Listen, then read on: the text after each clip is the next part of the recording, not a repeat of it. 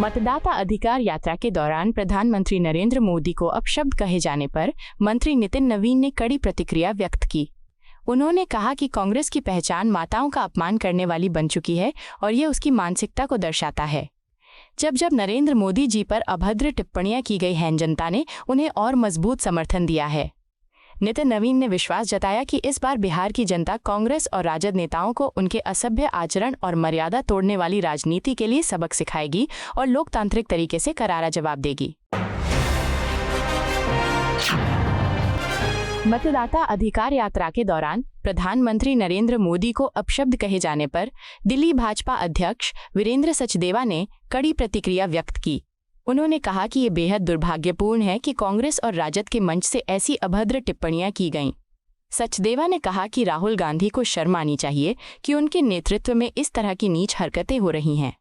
बाद में कांग्रेस प्रवक्ता बहाने बनाने और बकवास करने की कोशिश करते हैं, लेकिन सच्चाई छिप नहीं सकती। ये गंभीर सवाल है कि क्या इस तरह की सोच और भाषा रखने वाले लोग समाज में रहने के योग्य हैं? मतदाता अधिकार यात्रा पर महासचिव दीपांकर भट्टाचार्य ने कहा कि पिछले 12 दिनों में जनता का जबरदस्त समर्थन देखने को मिला है, जो उम्मीद से कहीं अधिक है। उन्होंने कहा कि लोग बड़ी संख्या में आगे आ रहे हैं और लोकतांत्रिक अधिकारों की रक्षा के लिए अपनी आवाज बुलंद कर रहे हैं। ये यात्रा सिर्फ मतदाताओं के अधिकार की मांग नहीं है, बल्कि लोकतंत्र को बचाने का संकल्प भी है। भट्टाचार्य ने कहा कि जनता बदलाव चाहती है और यही यात्रा उस जनाकांक्षा की अभिव्यक्ति है। आने वाले दिनों में ये आंदोलन और मजबूत होगा। मतदाता अधिकार यात्रा के दौरान प्रधानमंत्री नरेंद्र मोदी को अपशब्द कहे जाने पर भाजपा सांसद राधा मोहन सिंह ने कहा कि ये दुर्भाग्यपूर्ण है कि एक गरीब मां का बेटा जब प्रधानमंत्री बन गया तो कांग्रेस और राजद के तथाकथित राजकुमारों को ये बात हजम नहीं हो रही है। उन्होंने कहा कि राहुल गांधी मतदाता अधिकार यात्रा के नाम पर केवल अराजकता फैला रहे हैं, समाज में फूट डाल रहे हैं और नफरत की राजनीति कर रहे हैं। असली मुद्दों से कांग्रेस और राजद का कोई सरोकार नहीं है। जनता समझ चुकी है और उन्हें चुनाव में करारा जवाब देगी। हरियाणा के मुख्यमंत्री नायब सिंह सैनी ने कांग्रेस पर तीखा प्रहार करते हुए कहा कि अगर कोई सबसे बड़ी वोट चोर पार्टी है तो वो कांग्रेस है। अपने शासनकाल में कांग्रेस बूथ कैप्चरिंग वोट लूटने, लोगों को डराने धमकाने और बूथ पर अराजकता फैलाने में विश्वास रखती थी। यही कांग्रेस की असली पहचान रही है। उन्होंने कहा कि आज कांग्रेस लोकतंत्र की बात करती है, जबकि उसका इतिहास धांधली और अन्याय से भरा है। सैनी ने तंज कसते हुए कहा कि पता नहीं राहुल गांधी के लिए पटकथा कौन लिखता है, लेकिन इतना जरूर है कि वो लेखक सम्मान का पात्र है।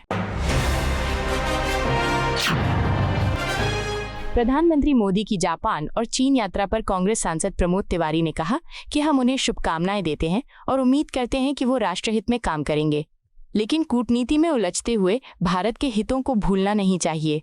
उन्होंने आगाह किया कि चीन यात्रा के दौरान गलवान घाटी में हमारे सैनिकों के बलिदान को नजरअंदाज करना अस्वीकार्य होगा। प्रधानमंत्री को भारत का रुख गरिमा और मजबूती से रखना चाहिए।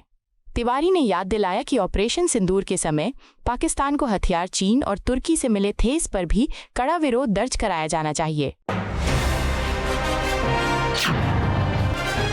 पटना के केंद्रीय मंत्री नित्यानंद राय ने कहा कि राजद और कांग्रेस के नेताओं ने जिस तरह प्रधानमंत्री नरेंद्र मोदी और उनकी माताजी का अपमान किया है, वह घोर निंदनीय है।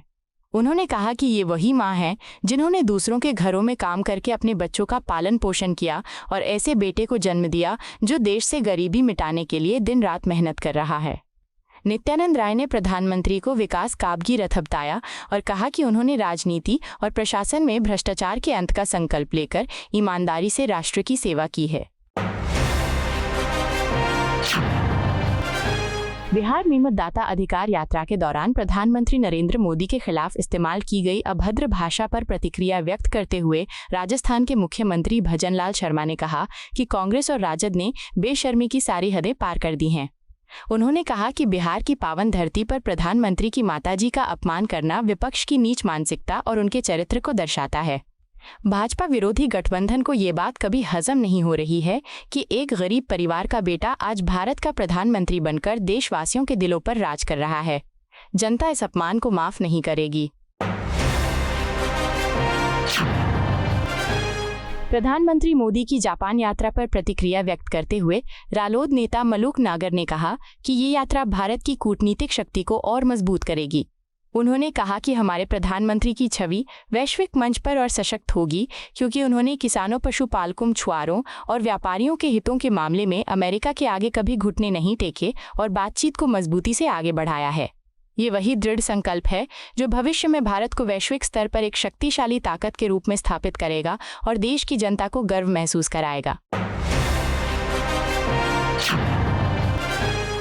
मतदाता अधिकार यात्रा के दौरान कांग्रेस और राजद समर्थकों द्वारा प्रधानमंत्री नरेंद्र मोदी पर की गई गालियों पर प्रतिक्रिया देते हुए लोजपा रामविलास सांसद अरुण भारती ने कहा कि राजनीति में मतभेद स्वाभाविक हैं, लेकिन इसका अर्थ ये नहीं कि व्यक्तिगत कटुता पर उतर आया जाए। जब ये कटुता सम्मानजनक भाषा की सीमाओं को लांघ जाती है तो ये लोकतंत्र की गरिमा को ठेस पहुंचाती है। उन्होंने कहा कि यह निंदनीय है कि तेजस्वी यादव ने सार्वजनिक मंच से प्रधानमंत्री के बारे में ऐसी टिप्पणी की। जनता सब देख रही है और इस व्यवहार का उचित जवाब चुनाव में देगी। मंत्री मनजिंदर सिंह सिरसा कहते हैं, हमारे प्रधानमंत्री ने एक कड़ा संदेश दिया है। स्वच्छता अभियान बेहद जरूरी है क्योंकि ये सभी बीमारियों की जड़ हैं। मुख्यमंत्री ने दिल्ली को कचरा मुक्त बनाने के उद्देश्य से 1 महीने का स्वच्छता अभियान चलाया। पश्चिमी क्षेत्र में हमारे स्थानीय अधिकारियों के नेतृत्व में एक बड़ी पहल की शुरुआत की गई। आज राजौरी गार्डन क्षेत्र में जहां वर्षों से कूड़े के ढेर जमा थे, सफाई का काम शुरू हो गया है। जापान में भारत जापान आर्थिक मंच को संबोधित करते हुए प्रधानमंत्री नरेंद्र मोदी ने कहा कि भारत 2030 तक 500 गीगावाट नवीकरणीय ऊर्जा क्षमता हासिल करने की दिशा में तेजी से आगे बढ़ रहा है। साथ ही 2047 तक 100 गीगावाट परमाणु ऊर्जा उत्पादन का लक्ष्य भी निर्धारित किया गया है। उन्होंने कहा कि सौर ऊर्जा, हरित हाइड्रोजन और नई प्रौद्योगिकियों में भारत जापान साझेदारी के अपार अवसर मौजूद हैं। संयुक्त ऋण व्यवस्था और तकनीकी सहयोग का लाभ उठाकर दोनों देश एक स्वच्छ, हरित और सतत भविष्य के निर्माण में महत्वपूर्ण योगदान दे सकते हैं। ये साझेदारी एशिया और विश्व के लिए आदर्श होगी। मतदाता अधिकार यात्रा के दौरान कांग्रेस और राजद समर्थकों द्वारा प्रधानमंत्री नरेंद्र मोदी पर अपशब्दों के प्रयोग पर प्रतिक्रिया देते हुए कांग्रेस नेता सचिन पायलट ने कहा कि राजनीति में ऐसी भाषा का कोई स्थान नहीं है। उन्होंने स्पष्ट किया कि दिए गए बयान कांग्रेस पार्टी या उसके नेताओं का प्रतिनिधित्व नहीं करते। पायलट ने कहा कि स्वस्थ लोकतंत्र में मतभेद और बहस हो सकती है, लेकिन व्यक्तिगत अपमान और अभद्र भाषा का प्रयोग स्वीकार्य नहीं है।